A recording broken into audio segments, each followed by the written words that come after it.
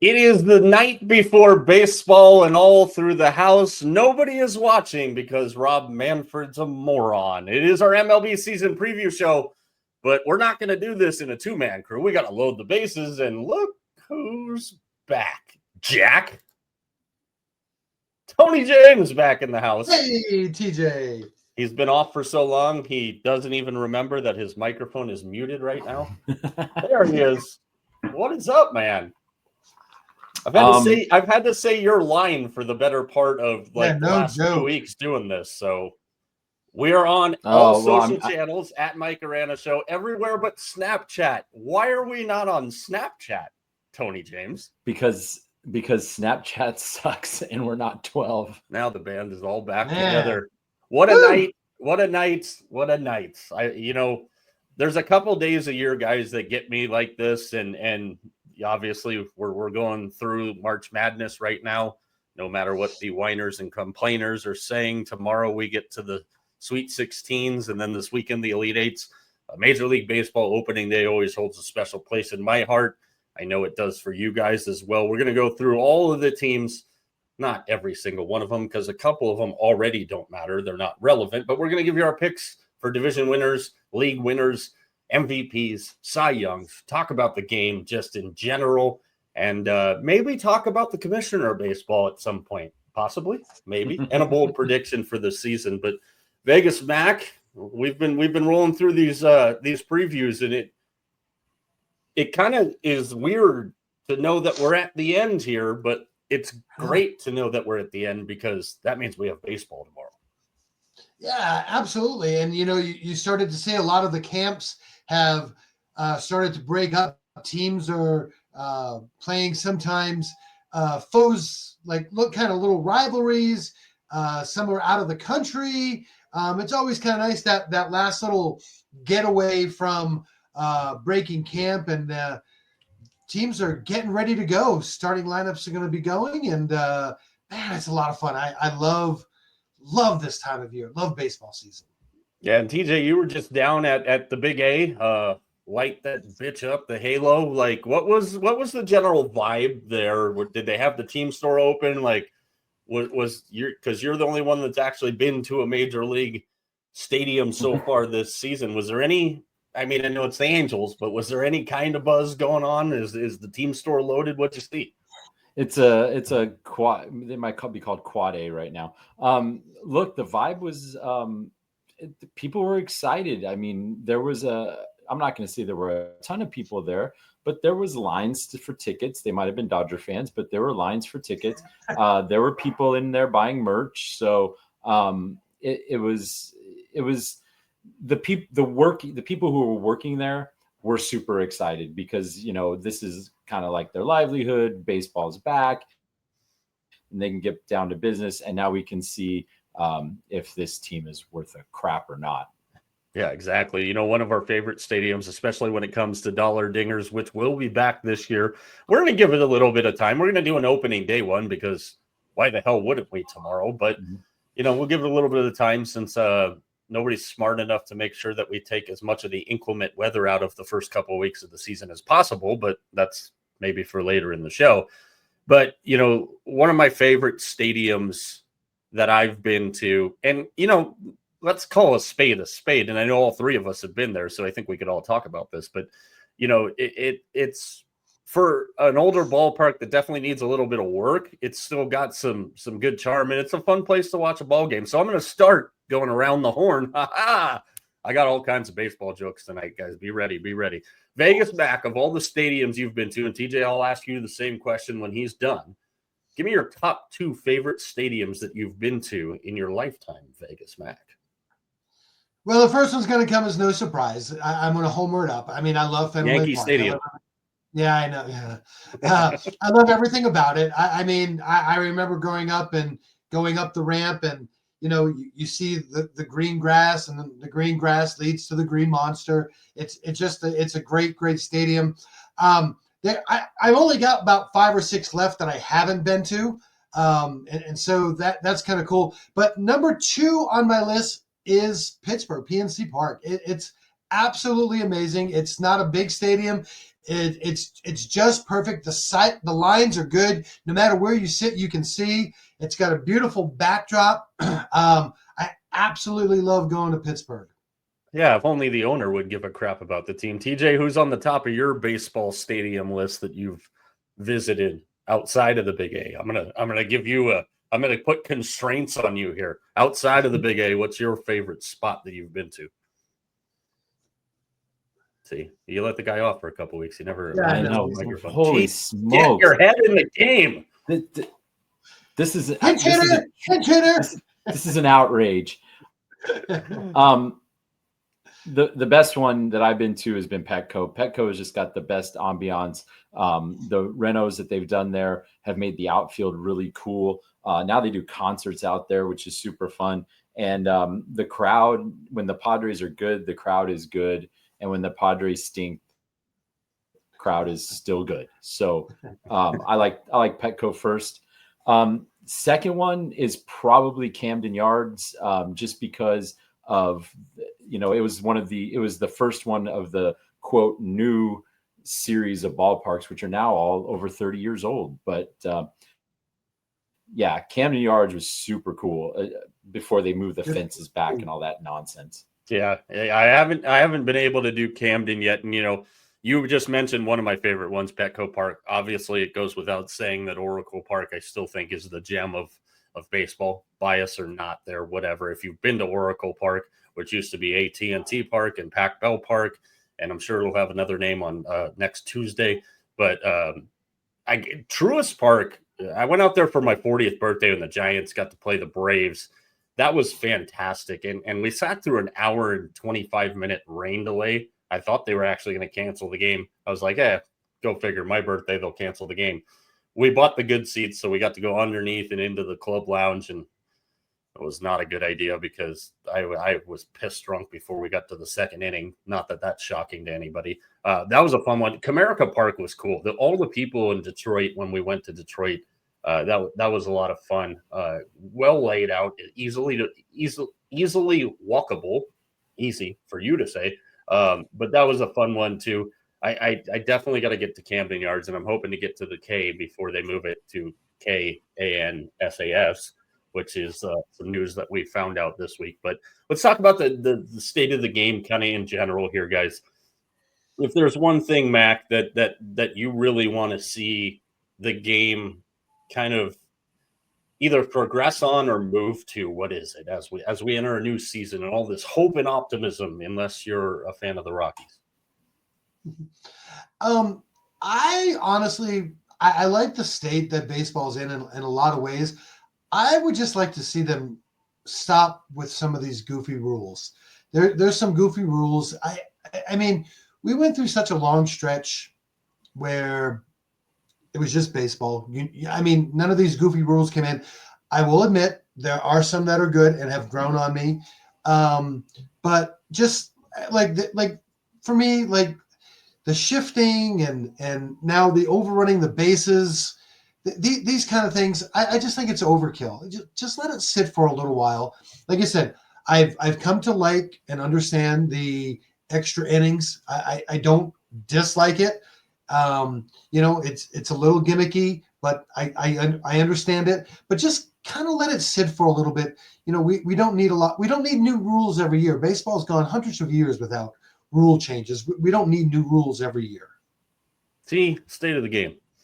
I think the extra innings rules stink. And if I was a relief pitcher, I'd be mad as hell because I could throw 3 pitches and lose the game. And that may not be a big deal on that day.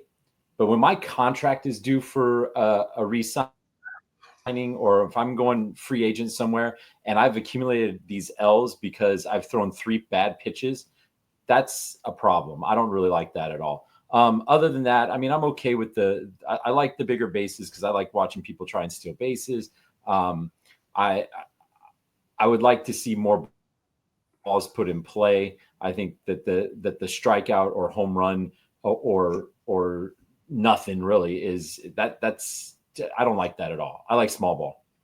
Yeah, absolutely. And I'm gonna save my thoughts here for just a little bit. Let's start in the American League, fellas, and I think the American League is a very intriguing situation this year. Obviously, we know about the East and the Central was fun and some interesting stuff going out in the West. So let's start in the West. You've got the Astros, got the Rangers, the Mariners, the artist formerly known as the Oakland Athletics, and of course TJ's Angels here. So, when I look at the West, guys, the storyline out of the West, if you will, before we make our predictions, the storyline out of the West for me really is what are we going to see out of the Houston Astros, and can anybody behind the Astros say, no, we're going to come and take this? And we've talked about all these teams in our season previews and everything, but to me, the Astros are the storyline in the West because a lot of those guys and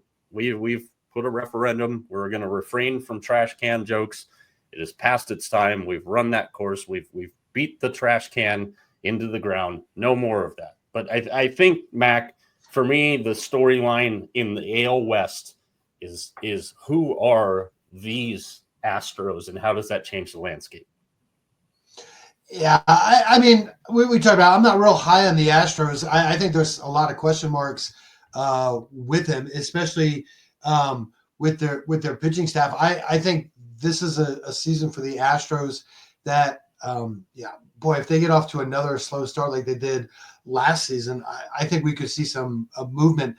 For me, in the West, the biggest question mark is Seattle. That's the team that I have the biggest question mark about. They have the talent on the mound to do it. It's whether or not they can hit. I think the most well-rounded team in that whole division is Texas, although they've already sustained a couple of injuries. But for me, the biggest question mark is Seattle.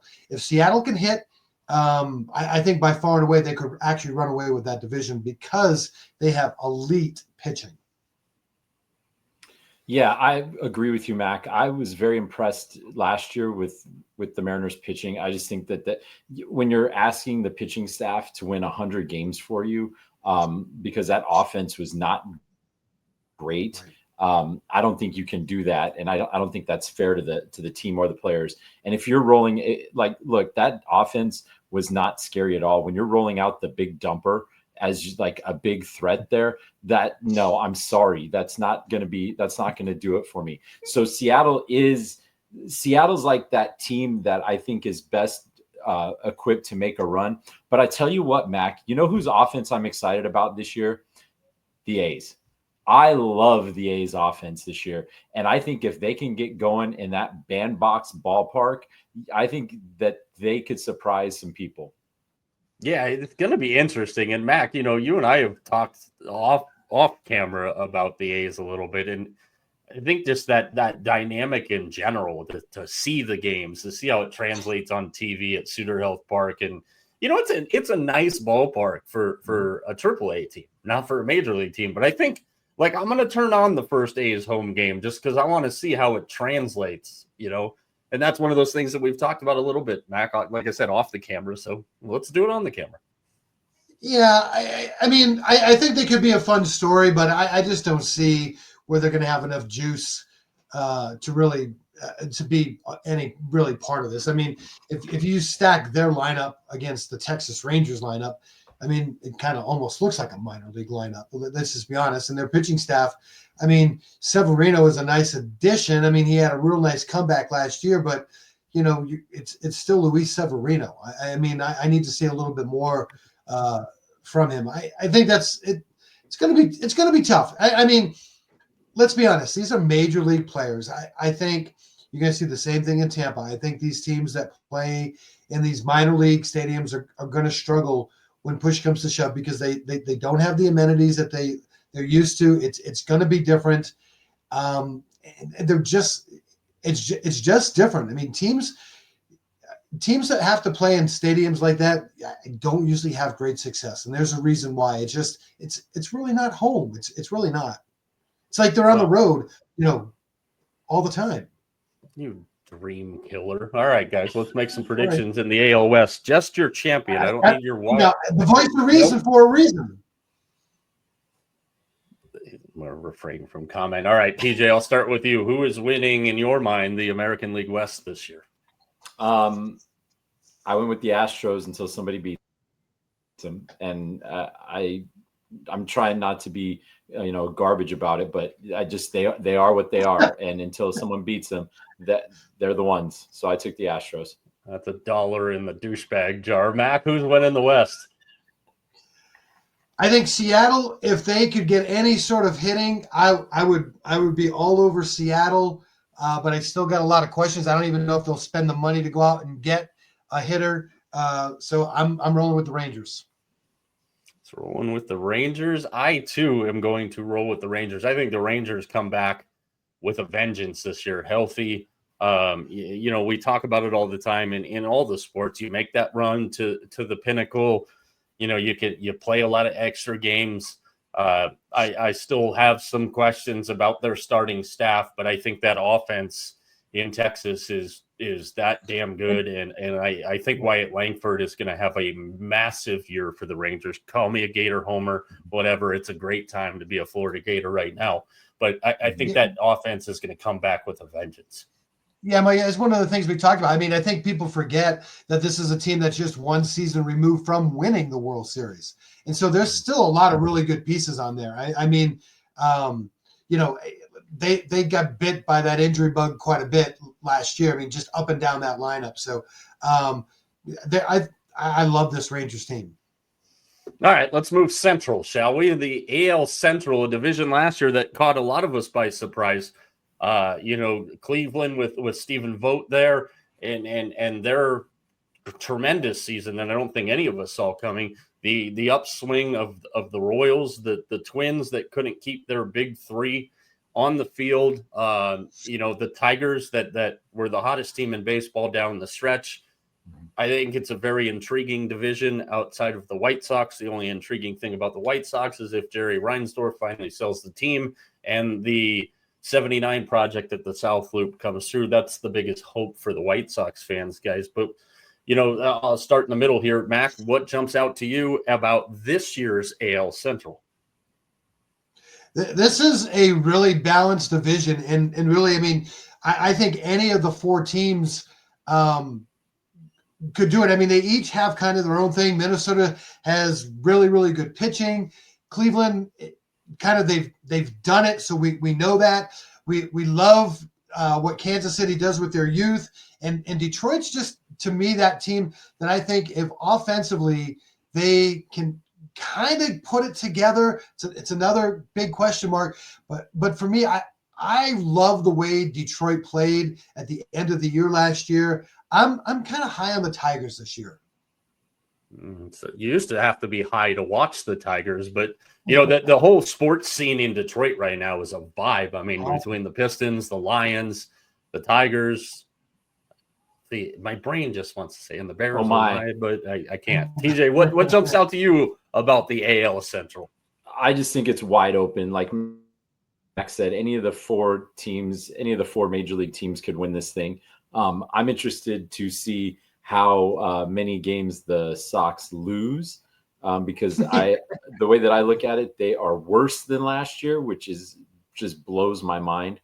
But look, everything that Max said times two, because I loved watching the Guardians last year. They were really fun. They had one of the two biggest moments in the postseason.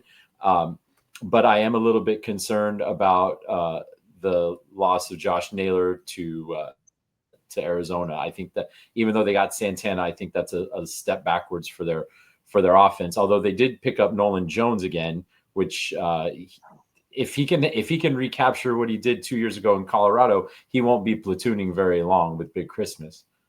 Yeah, that's going to be an interesting thing. I thought that move was really interesting. It kind of, in the midst of March Madness, and obviously, spring training coming to a close, it was a trade I don't think anybody saw. And a cool story that Freeman and Jones are actually really good friends, and then being traded for each other. When I look at the Central, I have concerns amongst all of these teams. Can Cleveland duplicate what they did last year? They had such a good season, so close to actually winning the pennant last year. The Royals, Mac, when we talked about the Royals, I have some concerns on, can they get the production at Awaka and Lugo again? They do have great depth at AAA in their pitching that we talked about. The Tigers, I think they've definitely improved their team, no doubt about it. I love their bullpen. So this division's interesting for me. But we talked about the Orioles last year in comparison to where the Royals are right now. So I'll start with my picks for this division. I think the Royals will make a smart move when that time comes. I know they're excited about several players that they have down in AAA. Obviously, one of them, Jack Caglione. Whether or not he comes up this year, I don't know. But I'm gonna back this, and I'm gonna jump on this rocket ship with the Royals, Mac, and I've got the Royals to win the Central. Man, well, like I said, the one person on the Tigers that I can't wait to see is Jackson Jobe. I mean, electric. So I'm really excited. Detroit, we know they're going to spend money. This ownership, we don't get to say this very often. This is an ownership that wants to spend money. They want to win. They're going to do something. They have too many young players to not go after it. I like Detroit. I'm taking the Tigers in this division, and I'm going to tell you, it's not going to be close. It's going to be in a runaway. Ooh, first bold prediction of the night. T, yes. Who takes the Central crown? I'm going with the Royals. I think that they're primed to do it this year. I think I keep seeing this upward climb by the Royals, and I think this is the year that they finally put it all together. I mean, I like the Royals, but Mike, I agree. I'm worried about their pitching, and still offensively, they're just not. There's still something missing in that lineup. I like them, but I think Detroit's a better package.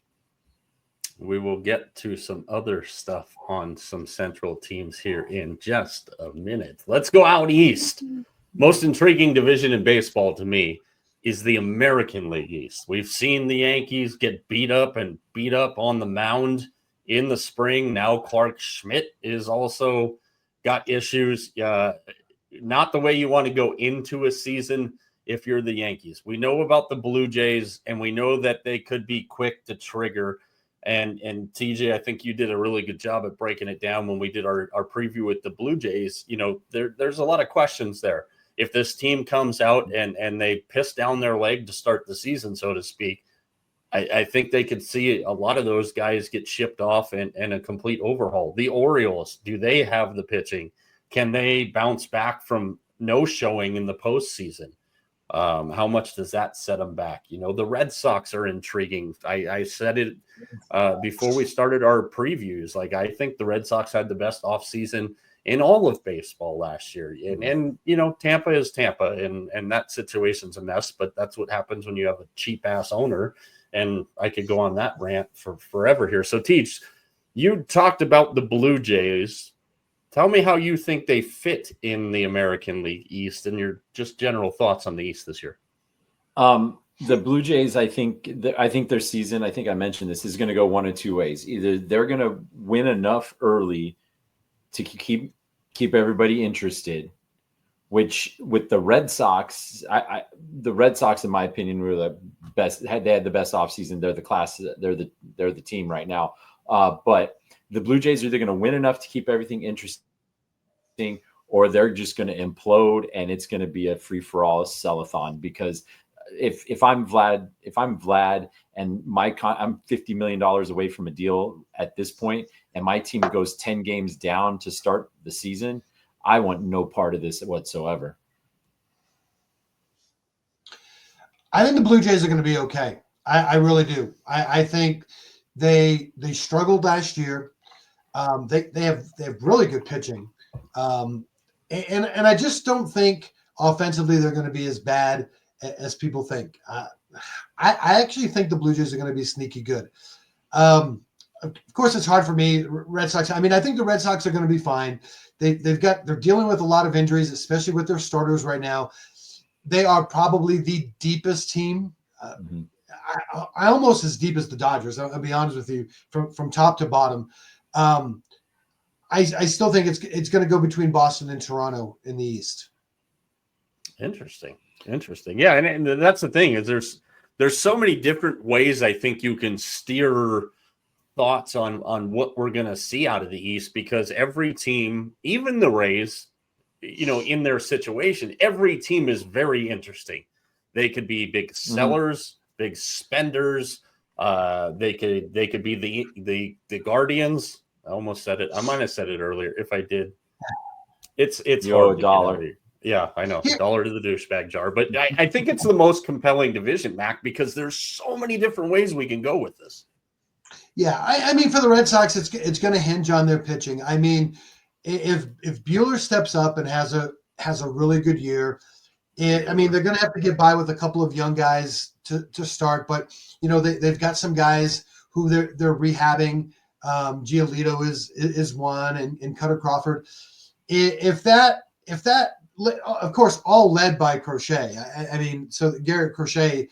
I mean, I think is going to have an amazing year. This Red Sox offense is pretty deep, and Alex Cora knows how to handle the issues that they've kind of had so far in the spring, and they're going to make a trade. They're going to do something. The Red Sox will do something, maybe even early, if they need to make sure that they stay in this. They can't afford, the Red Sox can't afford to have another bad season. They can't keep going this, win the East, finish last, that can't stop. This is the team with the best farm club. We've already seen it. One of their three is probably going to break camp and start in the infield.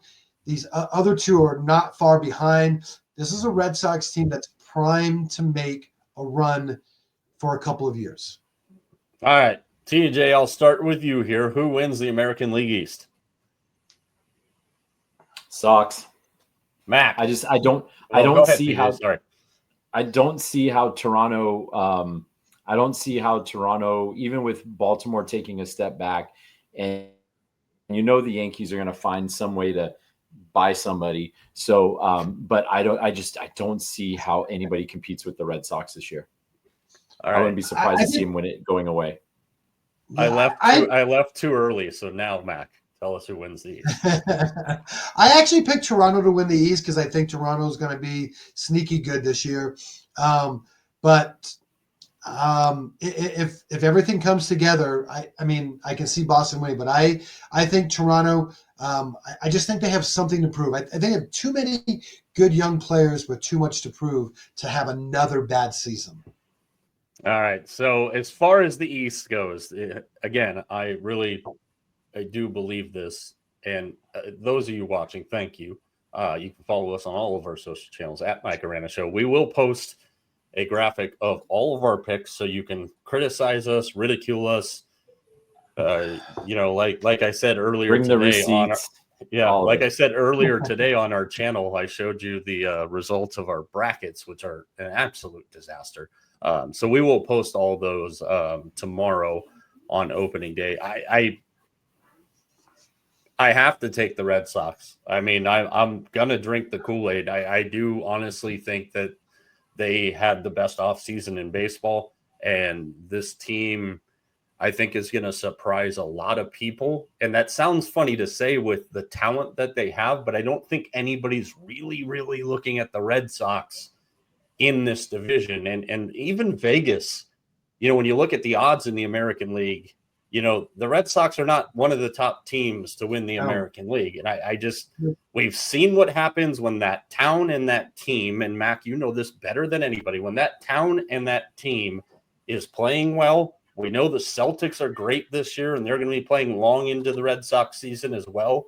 I just think they're gonna capture that run and just take off with it. I love what the Red Sox have done. If I was a Red Sox fan right now, I'd be so freaking jacked for tomorrow. And a great opening series with the Texas Rangers on top of that. Like two great teams battling it out right away.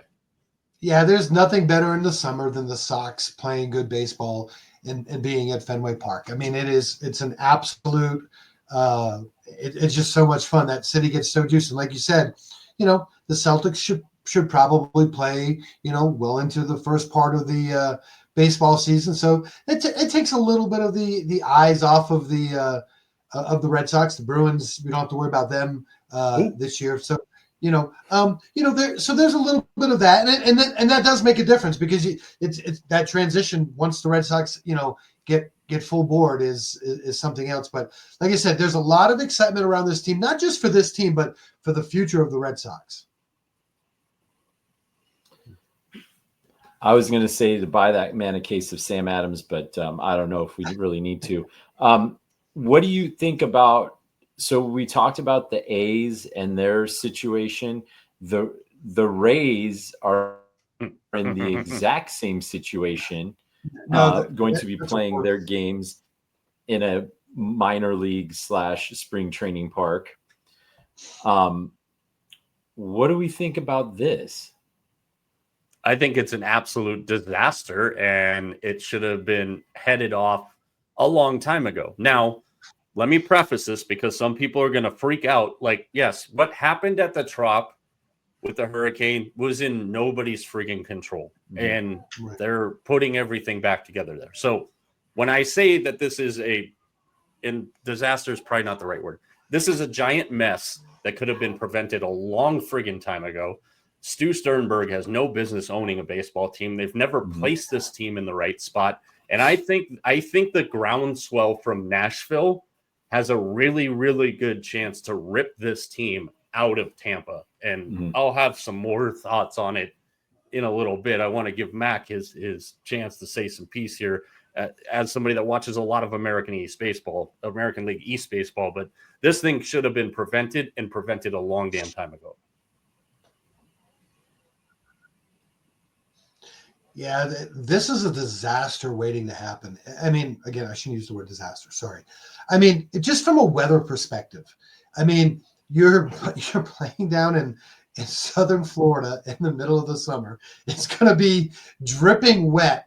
And now we're not even talking about the rain. It's going to be miserable. I mean, you think of all the things we think about with Atlanta, Atlanta. I mean, it's going to be worse there. Humidity is going to be terrible.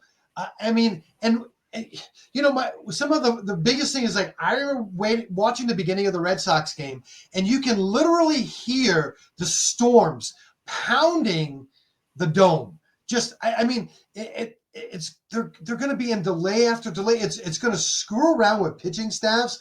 I know they don't have anything to do about it. You're going to have to go there. And really, before you go, you've got to look at the forecast. It sounds silly, but you're going to need to figure out that forecast and say, okay, is it going to rain?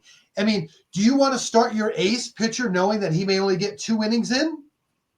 It's going to be part of the game. They're going to have to figure that out. We kind of, one of the things we talked about, it kind of plays into Tampa's hands because they use the damn opener. So they don't really care. They go with 5 openers and a can opener and whatever else. So they don't care. They're just going to throw guys out there anyway. So, I mean, it's going to be a big adjustment for a lot of teams. Yeah, absolutely. All right. So, T, I'll start with you. Give me your 3 wild cards in the American League. Just your 3 wild cards. I don't need anything else yet. We'll get to that later. Calm down. I know we're all excited. I was just going to ask Mac if he washes his chicken with that can opener too. Don't start that again. All right. In order, I've got my 3 wild cards: Yankees, Rangers, Twins. Okay. What? Yankees, Rangers, and Twins. Vegas, Mac, where are you going? Wait, who did you pick to win the West? Who did I pick? I picked the Astros. Okay. I picked the Astros. I was trying to put them together there. That's right. To be the champs in the division, you got to beat the champs. Sorry. Yeah. Mac, you go for it. Your 3 wild cards. Seattle Mariners, Kansas City Royals, Boston Red Sox. All right. My 3 wild cards in order. The Baltimore Orioles. I swear to God, if these 3 guys don't stay on the field together for this team this year, I'm going to freaking be pissed. And I'm going to go there and deal with it myself. The Minnesota Twins, because here's to good health for Correa, Buxton, and Lewis. I think if those 3 guys are on the field for the bulk of the year for them, that makes the Twins a dangerous team. This one, I'm probably going to punch myself right in the mouth, right in the face in about 2 weeks for this pick. But I've got to believe that there's no way in hell the Seattle Mariners offense is as bad as they were last year. So my 3rd wild card, because of the pitching, and again, you can't get worse than they were offensively last year. They were offensive. My 3rd wild card is the Seattle Mariners. So Orioles, Twins, and Mariners are my wild cards in the American League. Guys, before we switch to the senior circuit here, notice nobody's buying the Tigers, huh? I'm not buying the Tigers. No, I think that division's going to be close and down to it like it was last year. But for me, somebody's got to regress in the Central. And I think for me, those teams are the Tigers and the Guardians. That's just my thought. So American League Cy Young will be an interesting race this year, guys. So I'll get this started here before we go any further. I think it's going to be an incredible race. I think there's, can Tarek Skubal do it again? Obviously, Baltimore doesn't have anybody that plays into that. They hope Grayson Rodriguez plays into that. I think there's some interesting guys that can make a case to be a Cy Young here. But to me, assuming he is healthy, and I think it's kind of a runaway train, I think Garrett Crochet of the Red Sox wins the American League Cy Young. Mac, I'll go to you second.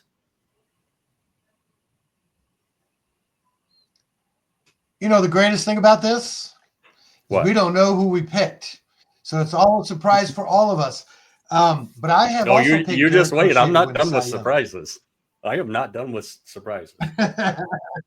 I just think he's got amazing stuff. He's going to have a great lineup behind him. The Red Sox are waiting whether or not to give him an extension. And Sam Kennedy said the other day, he's like, he's waiting for his family to see how he's going to like Boston. Jesus, you're going to love it. I mean, you're going to love it. Yeah. I mean, how can you not like going and playing in a ballpark that sells out all the time? People love it. I mean, it's going to happen, but I thought that was interesting. But anyway, Garrett Crochet, Cy Young, American League. Yeah, and just for full disclosure here, guys, and for everybody watching, so our guy that is amazingly talented, and I won't say his name because he's going to get pissed at me if I say his name on the air, but all of our picks were submitted to our guy that does all of our graphics for us and does an amazing freaking job because none of us are smart enough to do it ourselves. He's gotten all these picks. The graphic is done. I purposely asked to not see it so we could actually react together here. So we've got Garrett Crochet and Garrett Crochet. TJ, is it a 3-way crochet? Oh, that was good. Thank you. Well, I cannot tell a lie, or maybe I should say I cannot knit a lie. I went with Garrett Crochet as well. Holy shit. No! Maybe I should have asked to steal. Hey, that's the first time we hit dollar dingers. Yeah, right? It's the first time I almost got it right in the same play. I went with Garrett Crochet more so. I know his stuff is really good, but that lineup is going to win. It's the same reason why my fantasy team, Rookers and Blow, picked Yamamoto last year because that lineup is going to win games for him. And so Garrett Crochet doesn't have to be great to win games. He has to be effective and he has to be good, and he's going to win a lot of games. He's got to be great. I want great. I'm more flabbergasted by the fact that all three of us picked the exact same guy. I mean, that's Jesus. We went all year last year and we got 2 or 3 guys on dollar dingers a lot of the time. We never got the third one. Thanks a lot, Shohei Ohtani. who was our It's biggest a sign. person that screwed us last year more times than not, Shohei Ohtani, by statistical data for us, was the last guy we needed in a dollar dingers to hit all three of them, and he failed to do it. He was the least productive dollar dinger guy for us, ironically, in the year he I had think it's last a year. sign. Yeah. Dollar dingers. It's going to work. Yeah. Watch. Yeah. So way to go, Mac. You just set us to 0 for April. We'll move on to May. All right, let's go MVPs, guys, and I'll start in the middle, and then we'll go Mac, TJ, and then me here. MVP of the American League before we get to the senior circuit here. MVP is going to come out of the Central. It's the one and only Bobby Witt. What the fuck? Go ahead, T. I'm pretty sure you can figure out who I picked. I went with Bobby Witt Jr. Oh my god. Guys, we're not playing this up for the camera for real. Like, we don't know who each other picked. The fact that we just picked unanimously the same guy for Cy Young and MVP, we're either geniuses or idiots, and maybe a little bit of both there. I went with Bobby Witt. I'm one of the guys that Aaron Judge had a fantastic year last year. Absolutely fantastic year. I don't think you could have complained that he got it. Especially when you compared the Yankees and the Royals positioning last year. I love the value on Bobby Witt and where he's at this year because he's not the favorite. I think Bobby Witt is going to win. Bobby Witt Jr., for all those of you that are going to jump all over the comments, I think he's going to win more than one MVP. I think he's that damn good. Mm-hmm. Same. How the hell the three of us just picked the same two guys for those awards? Let's go to the National League and try not to hold each other's hands through this one, guys. And let's start in the East this time. When you talk about the National League, compelling is the East. We talked about the Nationals in our season preview. I'm very high on the young group for the Nationals. I think they have the potential to kind of be a pain in the ass to the big three, if you will, in the National League East. But obviously, when we talk about the East, we don't talk about the Marlins because there's another owner that shouldn't own a baseball team. It's the Phillies, it's the Mets, and it's the Braves. TJ, I'll start with you here. What's the first thing that jumps out to you when you talk about the National League East? The first thing I think of is how close the Braves were last year with all of the injury issues that they had. Yeah. They were out. They didn't have Acuna. They didn't have Strider. And they still were this close to making a run.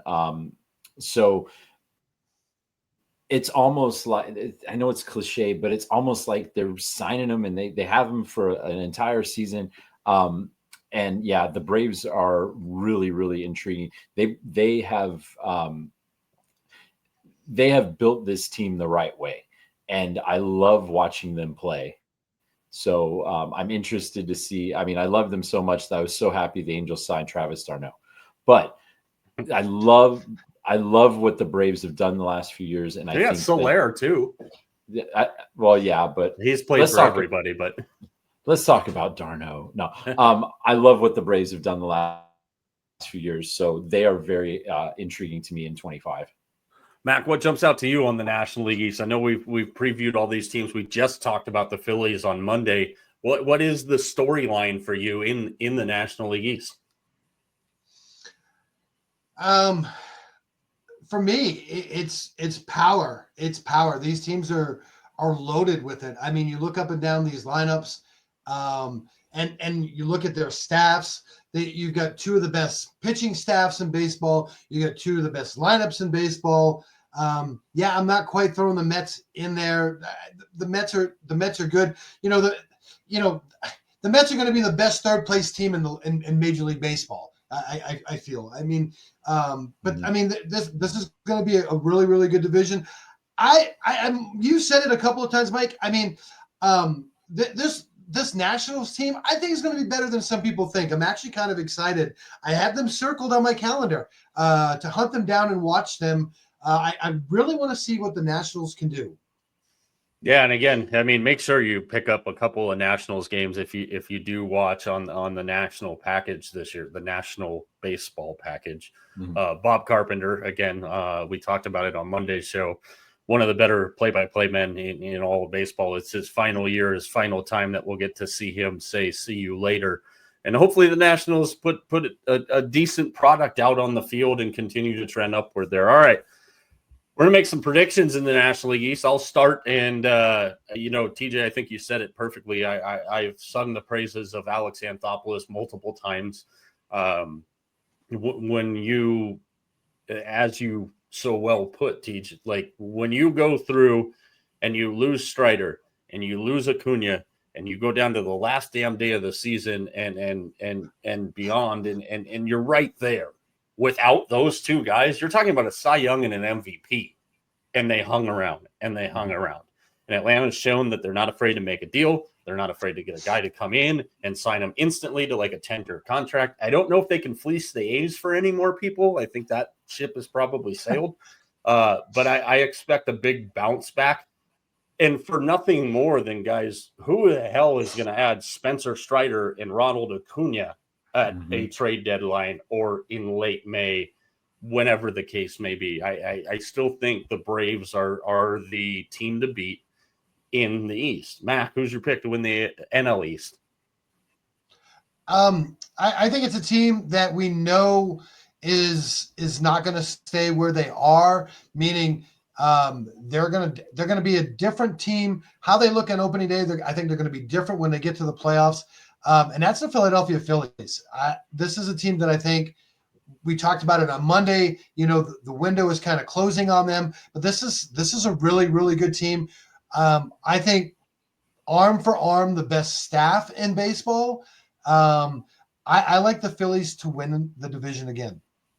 Tej, who wins the NL East? I think I already know the answer, but Bobby Witt Jr. No, wait, that was the last one. Garrett Crochet. I got the Braves. I just love the fact that they're like, if you look at them over the past 4 or 5 seasons, they've just been consistently great. Mm-hmm. And it's very reminiscent of that stretch in the 90s, and hopefully they can get more than one title out of this. But I've got the Braves. Yeah, absolutely. So interesting. Nobody picked the Mets there, and I'm sure we'll get to some of our concerns as a group on the Mets. But let's go to the Central. Interesting division here. Not really sure who the placeholder is. We know over the last couple of seasons it's been the Brewers, but you can only do what you do very well for so long. Who knows what we're going to get out of Christian Yelich? He's dealt with several issues over the last couple of years. Mm-hmm. The Cubs, all kinds of pressure. The Cardinals chose to just do absolutely nothing in the offseason. The Pirates are intriguing. This is a very, very interesting division. The Reds with Tito Francona back there. I'm going to start in the middle here, Mac. What jumps out to you on the NL Central? The team that I'm most concerned about, but not in a bad way, is the Cubs. I don't get a feel for them yet.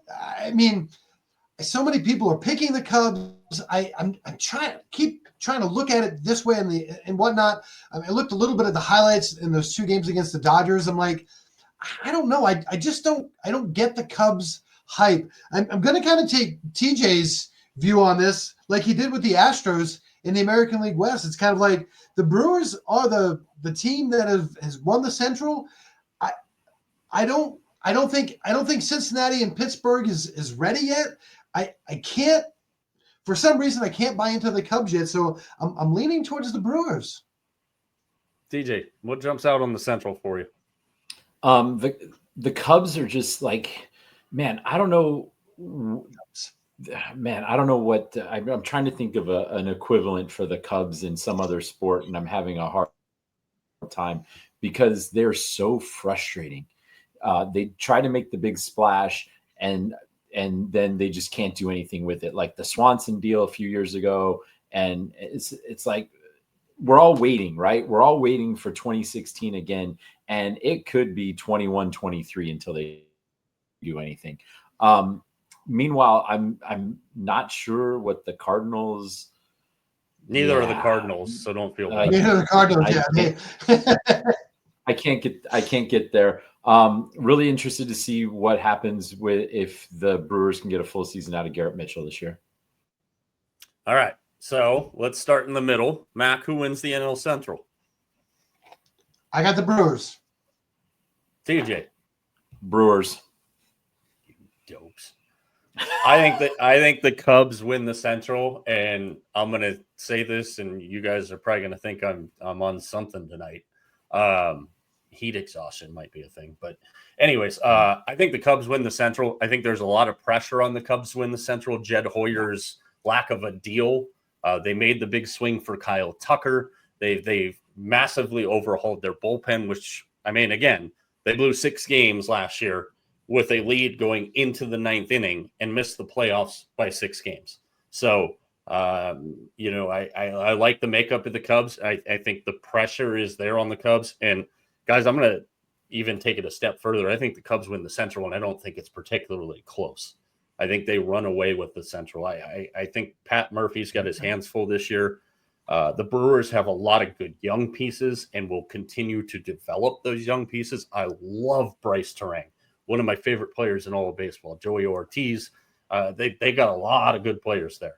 But I think the Cubs, it's put up or shut up time. And by Jed Hoyer not having a deal, I think shows a lot of what the general pressure is like. And they have the perfect guy to handle the pressure, managing them in Craig Counsell. So I think the Cubs run away with the Central. Let's go out west. They're already 2 games behind everybody. Shut up. Just saying they are. Let's go out west, which might be a closer conversation than people think. And everybody watching right now is like, you're an idiot, Mike. You just hate the Dodgers. No, I actually don't hate the Dodgers. I don't hate anything that the Dodgers – well, actually, I hate the Dodgers. I was born to hate the Dodgers, but I'm not like everybody else that's going to pile on the Dodgers and say what they're doing is bad for baseball. I think clearly it should be the Dodgers and they should win it comfortably, but I think that's throwing some shade amongst another team or possibly 2 in the division. I don't think the Dodgers are worlds better than the rest of the division. And that's not going to be a popular thing for anybody to say. The Dodgers are loaded. They're going to go out and make more moves. They'll have 17 closers and 52 starters, and their 12th guy on the bench is going to be a 40-40 guy. I get it. I think that we're not paying attention to a few things here. You cannot buy a championship in baseball. We have seen that. When you get to those short series, you get to those postseason series, this is a team that has a lot of guys in their starting rotation that are a lot of question marks. So, Mac, what's jumps out at you about the National League West? Is it as obvious as it looks on paper? No, it's not. And we saw that last year. You had the Padres who were, right on the Dodgers' heels until the last couple of weeks. You had the Diamondbacks that, were one storm away from, making the playoffs. Neither of these teams we talked about fear the Dodgers. The Diamondbacks definitely got better in the offseason. This is going to be a tough division for the Dodgers. And I mean, even with the Giants, the Giants are going to be, it's going to be still a struggle for them this year in that division. But I don't think by any stretch of the imagination, this is a runaway for the Dodgers. I need the Tony Reali mute button sometimes. You just mentioned the Giants as a factor in the West. TJ. I didn't say a factor. I just said, I went to 2 Dodger games last year, and they got outscored 20-5. And so I don't understand, this team is, yes, they're loaded. I was actually waiting for them to sign Craig Kimbrell to bring him out as the 13th reliever in those games. That would have just been the best. But this team is beatable. And I think a lot of people are forgetting that Shohei Ohtani has not pitched a baseball in years. And his last elbow gave him about not that many starts, and now he's on his third one. So how much are you really expect? I know he's throwing a bullpen later this week or something like that, but how much are you really expecting out of this guy from the pitching standpoint? This guy is all bat and driving in runs, and he's freaking great at it. But I think it's time to cool the jets on them. I thought the Dodgers were great. I thought Teoscar Hernandez was the best pickup of the free agent season last year. But other than that, I mean, I think the Diamondbacks are better. I think the Padres still have a shot. And I don't know, the Rockies are the Rockies. No, I'm going to talk about the Rockies before we're done here, believe it or not. All right. Let's not waste any time here. I'm going to take the Dodgers to win the West. I don't think it's going to be just a shoe-in, super easy. They win 115 games and win by 20. I don't think it's going to be that. But, I mean, I'm not going to pick against the Dodgers to win the West. Mac. Yeah, no, I mean, the Dodgers are built for a regular baseball season. That's what they're built for. They're built to withstand injuries and everything that is going to be thrown their way. They should have enough to get and win the West. Tej. I think they should have enough to win the West as well, but I am concerned about their pitching. Yeah, that's I think the most interesting dynamic of the Dodgers is they have the depth to take some time. And then maybe you don't see Shohei on the mound until maybe you don't, period. Or maybe you see him in like a Madison Bumgarner Cardinal role in the postseason. I don't know who's super reliable on their pitching staff to actually make it through a whole season. Now, fortunately for them, they spent the money to create the depth, something that, Mac, you and I talked about with the Phillies on Monday night when we did that preview. Like, you know, the Phillies are prepared for the pitching injuries, but that's kind of my thing. All right, let's go wild cards in the National League here. And survey says I will start. My wild cards in the National League, my number one, and this is in order. Number one is the Diamondbacks. I think the Diamondbacks are going to have a ridiculously good season. And I do think for a while they'll put some pressure on the Dodgers. I think this team is built for postseason baseball. I love their depth. Second wild card is the Phillies. Again, I think the best pitching staff in baseball. And the third wild card is the Mets, because the Mets will make a move. No Mets people, especially not the Mets guy that was all over our comments on TikTok the other night. They're not getting Vladimir Guerrero. They are not going to get Vladimir Guerrero. If they get Vladimir Guerrero during this season, I will cut my beard. So it's on tape. I will cut my beard if they get Vlad Guerrero during the season. But I've got D-backs, Phillies, and Mets. Vegas Mac, your wild cards in the National League. The Atlanta Braves, the Arizona Diamondbacks, and the Vladimir Guerrero-led New York Mets. You jackass. I knew you were going to do that. TJ, your wild cards in the National League. From 1 to 3, I've got the New York Polar Bear Mets. I've got the Arizona Diamondbacks second, and I have the Phillies third.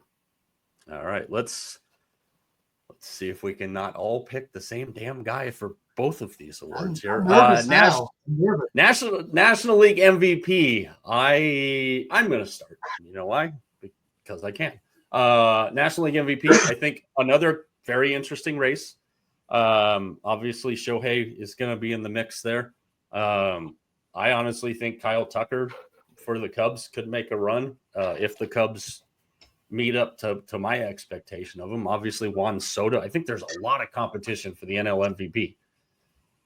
But I think this is a big year for him, and I think this is a big year for this team.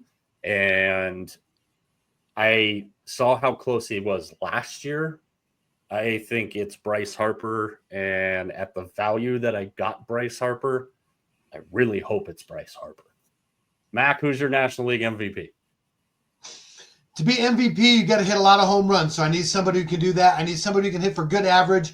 And you got to have people on base to drive them in. That criteria is fit by one person. He plays for the New York Mets, Pete Alonso. Ooh. Going with TJ's man crush there. The polar bear, also a Gator. I mean, do you see a theme here, people? It's a great month to be a Gator. TJ, who wins the MVP in the National League? I also went with a guy from the New York Mets, but I went with did it. We did it. I, I went with Juan Soto because I think this is the year where he's going to make the biggest difference in a team. I think I just have a bad feeling about that contract, man. I don't think it's going to be very good in 3 years, but I think they're going to maximize it this year. That lineup is going to be stacked. I think it's Soto. All right. Cy Young Award in the National League, I think, is very interesting. So let's go in the middle. We'll start with Vegas Mac. Who wins the Cy in the NL? It's a team that has a really, really good pitching staff, a little bit underrated. But listen, they're going to make some noise. I'm going with the Snake, Corbin Burns. That was a lot of buildup for something I knew you were going to say. Well done, though. Sorry, Mom. DJ, go for it. I think this guy's got a lot of fanfare, and there's people making a huge deal about him, but I think he's going to get it. I'm going with Paul Skeens. He's the odds-on favorite. So if he lives up to the hype and does what he did last year in the Pirates, he might go 11-11 this year because the Pirates can't score, but he's probably going to strike out 500 guys while he does that. So a great pick. Obviously, I like that one. I like Corbin Burns, too. I think he's in a great spot. Interested with the Diamondbacks.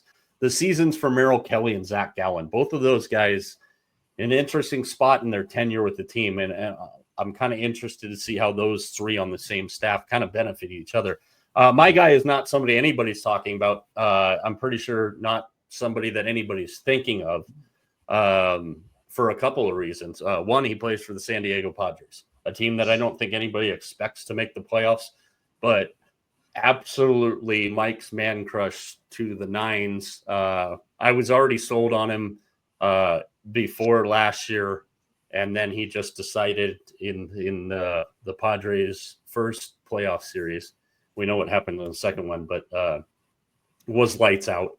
And a guy that could probably win a couple of these, and that's Michael King of the Padres. I love his stuff. I love watching. If Michael King is pitching, I am watching. It's that damn simple. It doesn't hurt when you got Don Orsillo and Mud Grant on the call too. But I think Michael King's stuff is absolutely electric. All right. Mm-hmm. Again, you can follow us on all of our social channels at Mike Arana Show, everywhere but Snapchat, because we're not 12 and Snapchat sucks.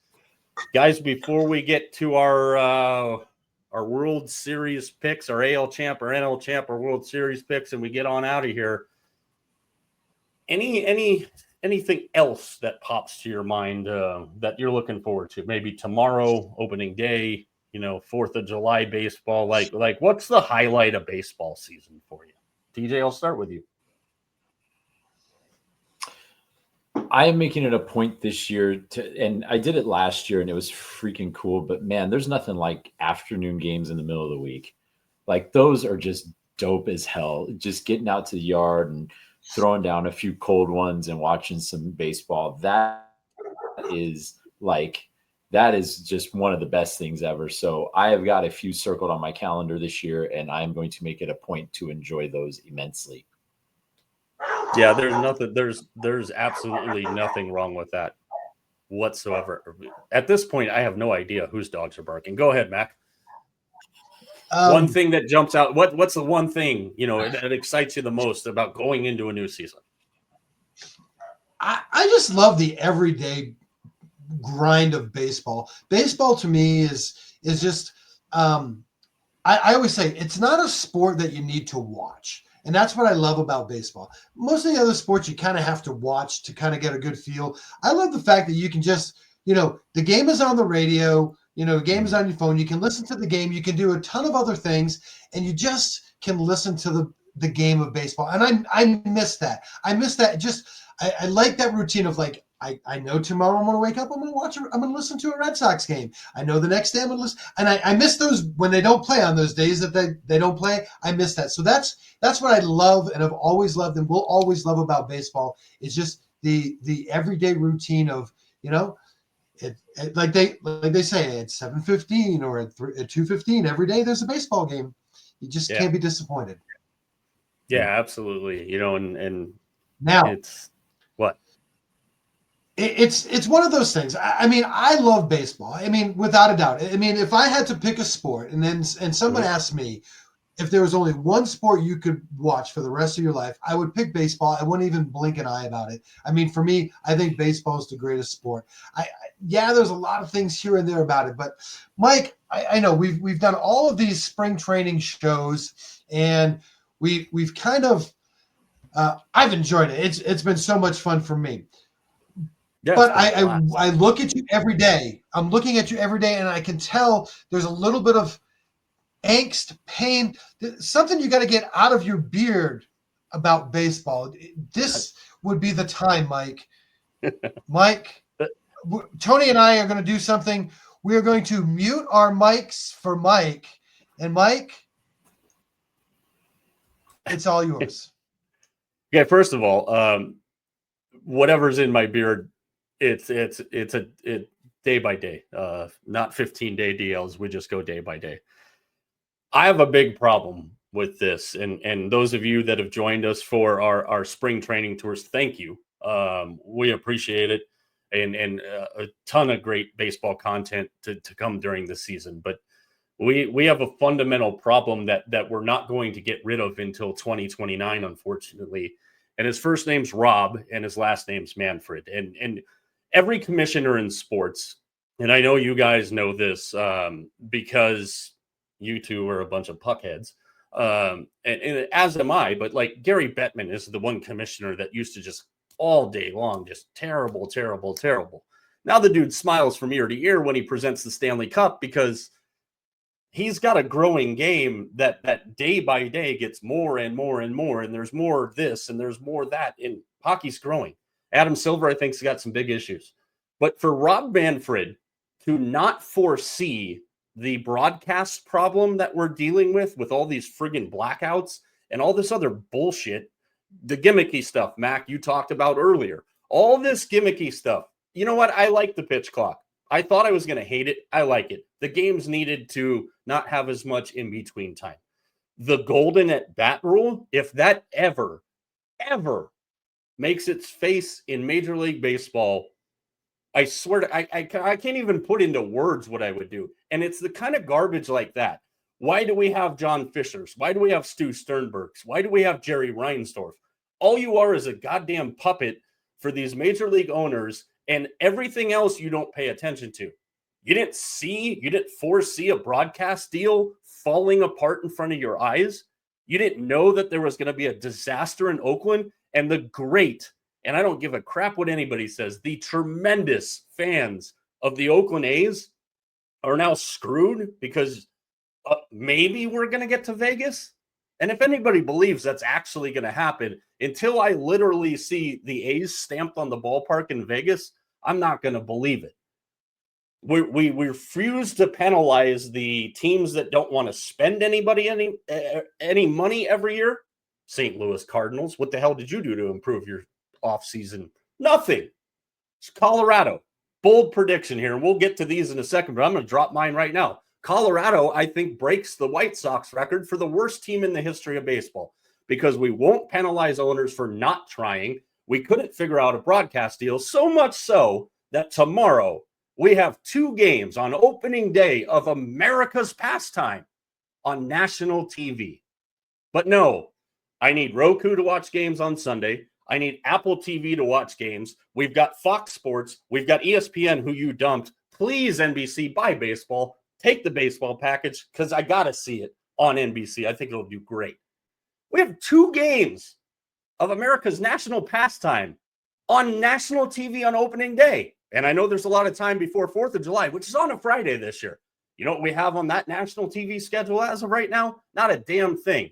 So with Roku, Apple TV, Fox Sports, and ESPN, you couldn't put every game for your game that you're trying to grow on national TV? Rob Manfred is an idiot. And in my lifetime, Rob Manfred is the worst damn commissioner I have ever seen in any sport. And 2029 can't come soon enough. But because of his idiocy, before 2029, we're going to end up with another work stoppage. Way to go, Bobby, you moron. I'm done. because I might have a heart attack, and it's also really hot in my house. I'm done with this clown. He is an idiot. He is an absolute idiot. Everything that he's dealing with right now, guys, could have been prevented, and he could have seen this coming a mile down the road. Mm-hmm. And with 4 broadcast partners, all 3 of us and many baseball fans everywhere, we have Apple TV so we can watch baseball. We have Roku devices so we can watch baseball. We have this package and that package. How the hell have they not reached an agreement with YouTube TV? Why can we not get the MLB at-bat package on YouTube TV still? You can't fumble your broadcast deal. That's where your money comes from. I can't. That part is really, really frustrating. I've always, we always get we always get the baseball package. We're watching baseball all the time. My wife, every Saturday afternoon, she's like, why can't we watch this team? Why can't we watch this team? And I'm like, well, it's a national broadcast. It's, and we're stuck with this. I mean, it like you said, there's some things, that don't make sense. I joke all the time, being a teacher, I'm like, doing lesson plans was great in 1875. It's not something that needs to be done in 2025. Blacking out baseball games was great in 1975, but in 2025 it's we can see them. The blackout was because they wanted people to go to the game. Well, that's not a problem. That's not why we get to watch the games anyway. Let's put the games on. Let's just watch them. You're not going to lose 30 minutes. 30 minutes from the Diamondbacks. I'm not a Diamondback fan, and I can't watch what I think is one of the more exciting teams in baseball. They play the game a fun way. Like it's bullshit. You got anything to add before we make our league champion predictions and maybe have a coronary? No, because I think the blackouts have to go. There shouldn't be. If I buy the major league package, I should be able to watch every team, no matter where I live. That's a problem. But the other things, the Tampa thing, the Vegas thing, it all sucks. But like you said, we got until 2029, so let's see what happens. You're supposed to be a steward for what's good for the game, not a freaking pocket-dwelling imbecile for the owners. All right. American League champions. TJ, who wins the AL? Astros. Vegas Mac.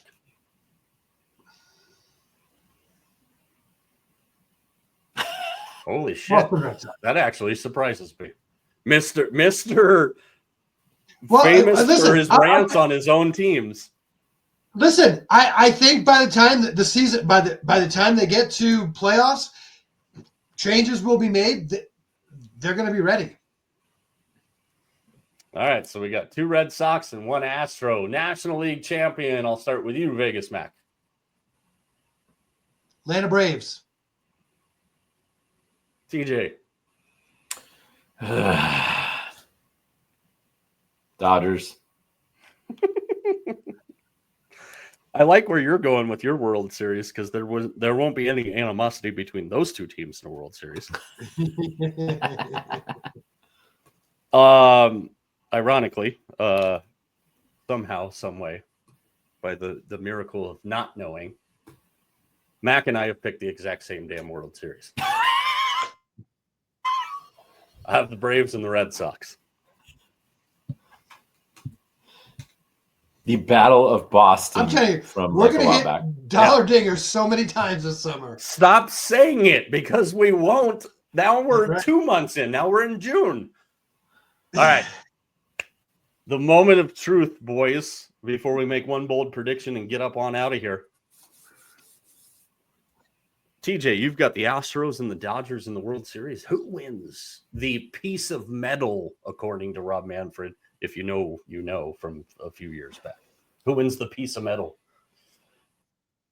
Oh, man, this is going to be a World Series that I am just not going to watch if I don't have to because it's got the two of the teams that I despise the most.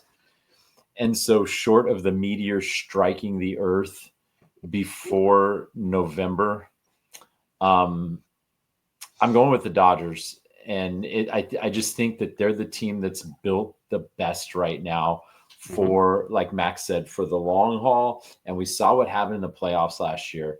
I just think that they're the guys this year again, unfortunately. Mac, Braves and Red Sox. Who takes the piece I think of it's metal? going to be a great series. Yeah, I think it's going to be. This would be a great series. Two teams that have good pitching staffs, teams that can score some runs. It's coming for the Red Sox. The Red Sox are going to win a couple more World Series, but it's not going to be this year. It's going to be the Atlanta Braves. The Atlanta Braves win the World Series. The Dodgers win the World Series. You National League Baseball honks. Garrett Crochet wins the Cy Young. And go party on Lansdowne Street, baby, with the Sam Adams in the puck by the car in the yard and all that fun stuff. I think the Red Sox, I am drinking the Kool-Aid, and I have put my money actually exactly where my mouth is on this one. I have the Red Sox to beat the Braves in the World Series. I have also bet, as crazy as this is, just for fun, I bet my 2 MVPs and my 2 Cy Youngs on the same ticket. You want to know how much that pays if it all happens? We're gonna put it this way: if it all happens, we're gonna give a listener $500. Just some rando ass follower. If I hit all 4 of those, we're gonna give $500 because I'll be able to afford it. I might give you guys a couple of dollars too. I've got Braves over Red Sox, or Red Sox over Braves. You have Braves over Red Sox, and TJ has Dodgers over Astros. Again, we can't back out of these picks. We reserve the right, and we will do this at the midway point of the season. There's another $1 for the douchebag jar. We will revisit these and maybe do a reset halfway through the season, but we will post this up. All right, guys, as we get on out of here, give me one bold prediction for the season, and we will go from my right to my left as far as I'm looking at the camera. Translation, TJ, you're up first. Give me a bold prediction for the season. Bold prediction for the season. Oh, man. I as a baseball fan, I have been long suffering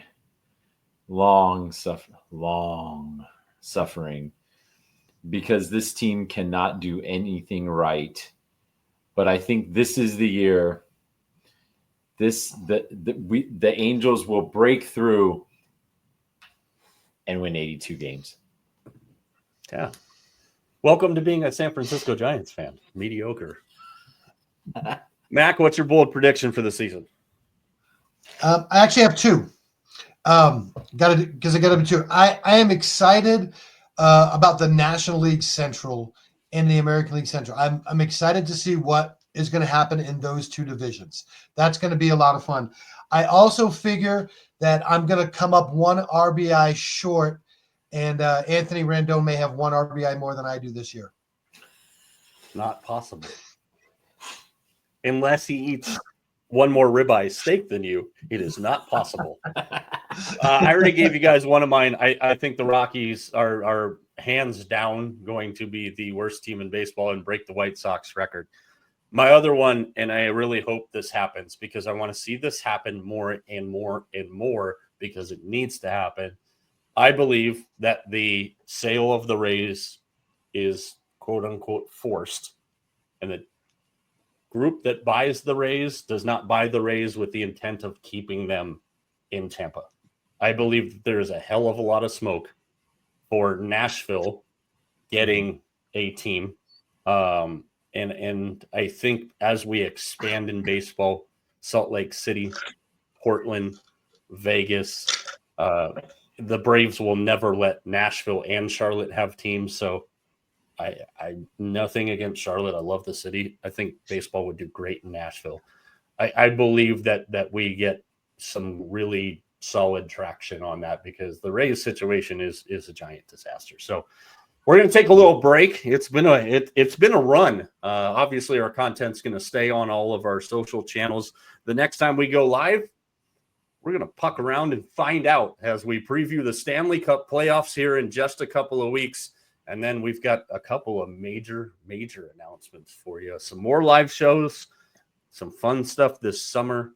We've got all kinds of stuff, but this crew needs to take a little break, and we're going to do that. Again, follow us on all of our social channels, especially throughout the end of March Madness here. So for the people behind the scenes, especially the guy, I can't name his name because he'll get pissed at me, does all our graphics, does a fantastic job. For TJ, for Vegas Mac, enjoy opening day. Those of you that can actually see a game, we're out.